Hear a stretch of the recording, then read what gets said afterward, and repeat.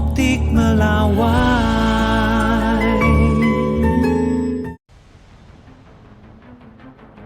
Dua mantan gubernur Jakarta, Anies Baswedan dan Basuki Cahayapurnama, menduduki posisi teratas hasil survei Litbang Kompas soal nama yang pasti dipilih pada Pilkada Jakarta. Sejauh ini, PKS yang telah mendeklarasikan Anies Sohibul Iman untuk maju di Jakarta. Sementara, meskipun PKB Jakarta terlebih dahulu mengumumkan untuk menjagokan Anies, namun Ketua Umum PKB Muhaimin Iskandar bilang masih menimbang soal posisi wakil. DKI kan mintanya Anies, ya tentu kita akan pertimbangkan lebih banyak, tapi kita masih akan cek soal wakil. Kan sampai hari ini kita lagi memantapkan siapa pasangan Anies. Sebelumnya, PKS menyebut komunikasi politik terus dilakukan terutama antara PKS dan PKB. Ada pula PDIP yang memasukkan nama Anies ke dalam radar, namun PDIP hingga kini masih menimbang nama-nama kader. Yang menarik, Ketua DPP PKS Mardhani Alisera lewat akun X-nya mengajak PDIP bekerja sama.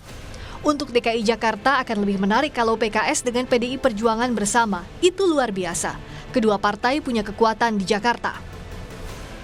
Salah satu kader PDIP yang menunggu sikap partai adalah mantan Gubernur Jakarta Basuki Cahayapurnama alias Ahok. Ahok menyatakan jauh lebih siap jika diberikan kesempatan lagi untuk menjadi Gubernur Jakarta. Saya jauh lebih siap jadi gubernur sekarang karena udah lewatin sekolah Makobrimob kan saya bilang. Dan saya juga sudah pernah pengalaman 4 tahun lakukan penghematan optimalisasi biaya di Pertamina. Pertimbangan DPP akan masang saya atau tidak. Karena kemarin pembicaranya mereka lebih suka saya itu bantu semua kepala daerah cari solusi. Di Pilkada Jakarta tak ada yang punya golden ticket.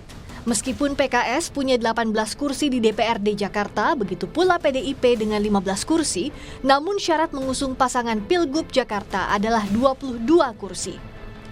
Pengamat politik menilai, jika Anies dapat kesempatan kedua berlaga di Jakarta dengan elektabilitas tertinggi sejauh ini, bukan tidak mungkin kekuatan politik di belakangnya bisa jadi penantang tangguh tak hanya di Pilkada, tapi di Pilpres 2029.